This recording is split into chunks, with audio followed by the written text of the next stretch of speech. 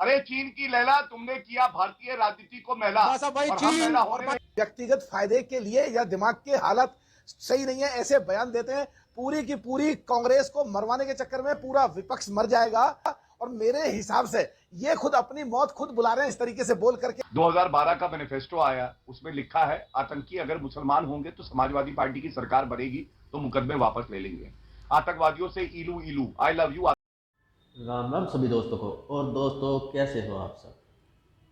ये इंडिया ठगबंधन वाले इतने गिर चुके हैं कि इनको मोदी भाजपा विरोध में इतने अंधे हो गए हैं कि ये देश के जवानों की शहादत को भी नहीं छोड़ रहे।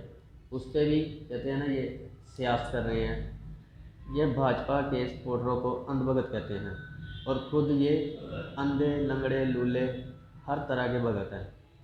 ये कामरेड और इंडिया ठगबंधन वाले, इनकी सरकार अगर गलती से भी कहीं आ गई तो देश का तो बैठेगा ही बैठेगा। खास करके हिंदुओं की बहुत ज़्यादा मिट्टी गलीत होगी। आगे अब खुद देखिए इस वीडियो में। गौरव भाटिया ने जब शहीद हुए जवान का नाम पूछा डिबेट में ठगबंधन वालों से, तो किसी को शहीद जवान का नाम नहीं पता था और ये जवानों के मुद्दे उठाने आए हैं। वीडियो को अंत तक जरूर देखें। अगर आप चैनल पर नए हैं तो चैनल को सब्सक्राइब करें और वीडियो को लाइक एंड शेयर भी करें और बेल आइकन जरूर दबाएं। धन्यवाद। एक सेकंड, सरकार की चूक पर उंगली उठाना, सरकार की चूक पर उंगली उठाना क्या ये गलत है? ठीक है गौरव भाटिया, हमारे शहीदों की जान जा रही है। ठीक है गौरव भाटिया, आपकी बारी है। उठाना गलत है क्या? ओके मेरा आप देखिए, ये लोग भारत के खिलाफ भी बयान देते हैं, सेना के भी। आप मेरा समय अभी रोकिए, पहले इनके पास जाइए, इनसे पूछिए। इनको ये भी नहीं पता होगा कि जिसने शहादत दी है उस वीर सैनिक भाई का नाम क्या है। पूछिए इनसे, तीनों में से कोई भी बता दे बिना गूगल किए। जिसकी शहादत हुई है उसका नाम। देखिए, ये कोई इसका ये सवाल जो है, शहादत दिए हुए हमारे लिए जवान, चाहे उनका नाम कुछ भी हो, हमारे वो जवान जो हैं जिनकी जान शहादत उन्होंने दी है अपनी जान की, हम उन्हें सैल्यूट करते हैं, उन्हें श्रद्धांजलि देते हैं। लेकिन आप करेंगे, लेकिन पर इसके जिसकी बावजूद शहादत हुई नाम है, जानना इंपॉर्टेंट नहीं है। पर मेरा पॉइंट ये कि जिसकी शहादत हुई है उसका नाम तो पता ही होना चाहिए। जो देश के ऊपर कुर्बान हो गया, देश के लिए जो शहीद हो गया, उसके ऊपर कुछ उसका नाम तो हमें याद रखना चाहिए। हम उसके लिए इतनी बड़ी बड़ी बातें कर रहे हैं। मेरा बस निवेदन यही है। इसमें देखिए अमीश जी, हमें एक बात जानना होगा कि नरेंद्र मोदी जी देश के प्रधानमंत्री बने, उससे पहले भी आतंकवादी हमले हुए हैं। और आपको मालूम है उस वक्त आतंकवादी हमला होता था तो राहुल गांधी सुबह 5 बजे तक नाच गाना कर रहे होते थे। मैं मुंबई टेरर ब्लास्ट की बात कर रहा हूं। हकीकत यह है कि माननीय मोदी जी आज 10 साल की उपलब्धियों को नहीं बता पा रहे हैं क्योंकि उनके पास कुछ है ही नहीं। अच्छा, एक सेकंड। विजय वडेट्टीवार चरणजीत सिंह चन्नी किस पार्टी के नेता है? बीजेपी के हैं ये लोग? सर आप बोलने तो दीजिए। पहले अजीज खान जी को बता दूं कि उनकी पार्टी का चरित्र क्या रहा है। 2012 का मैनिफेस्टो आया, उसमें लिखा है आतंकी अगर मुसलमान होंगे तो समाजवादी पार्टी की सरकार बनेगी तो मुकदमे वापस ले लेंगे। आतंकवादियों से इलू इलू, आई लव यू आतंकवादी, ये समाजवादी पार्टी का मंत्र है। दूसरी बात, 2021 में अलकायदा का मॉड्यूल, योगी आदित्यनाथ जी मुख्यमंत्री थे, गाजगिरी पकड़ा गया आतंकवादी। अखिलेश यादव ने कहा मुझे उत्तर प्रदेश की पुलिस और वर्दी पे भरोसा नहीं है। उसके बाद 2022 में मैं आपको बता दूं, अखिलेश यादव के शब्द हैं, उन्होंने कहा उत्तर प्रदेश के विधानसभा चुनाव में आतंकवाद एक मुद्दा ही नहीं है। राम गोपाल यादव का ट्वीट लेके बैठा हूं, ये देखिए, चौथा प्रमाण। कह रहे थे soldiers were killed for votes, वोटों के लिए जवानों को मरवा दिया। अब आप मुझे बताइए इससे ज्यादा ओछी घटिया राजनीति क्या हो सकती है। अब लेफ्ट पे आते हैं।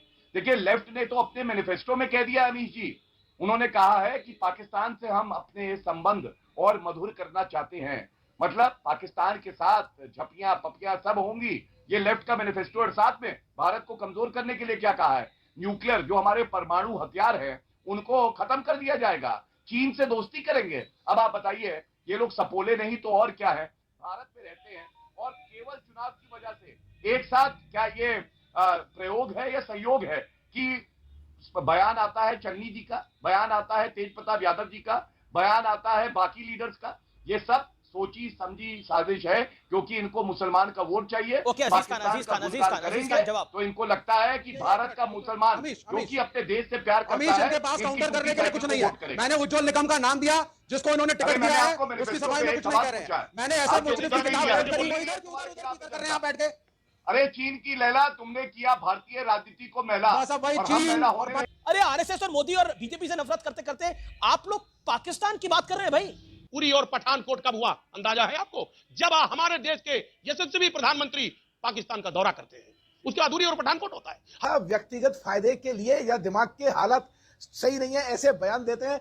पूरी की पूरी कांग्रेस को मरवाने के चक्कर में पूरा विपक्ष मर जाएगा। और मेरे हिसाब से ये खुद अपनी मौत खुद बुला रहे हैं इस तरीके से बोल करके। मैंने एक सवाल पूछा कि जो हमारे एक्स गवर्नर हैं जिन्होंने पुलवामा पर सवाल किया और बताया, क्योंकि वो तो गवर्नर है ना, उनको अपॉइंट किया था भाजपा ने, भाजपा के गवर्नर रहे हैं वो, क्या वो बयान गलत है? क्या उस बयान की कोई भर्त्सना हुई सरकार की तरफ से?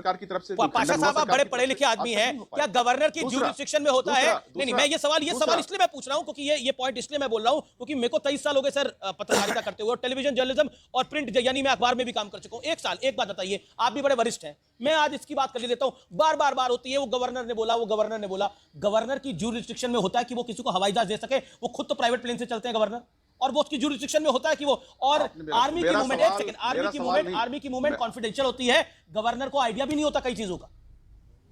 गवर्नर का काम नहीं है आर्मी की मूवमेंट को तय करना। वो सतपाल मलिक कुछ भी बोल रहा है, नहीं आप देखिए वो लेकिन वो कुछ भी बोल रहे हैं, वो कुछ भी माना जाएगा, वो सही नहीं है। वो अपने को हेडलाइन में लाने के लिए, अपनी दुकान को चलाने के लिए इस तरह की बातें कर रहे थे।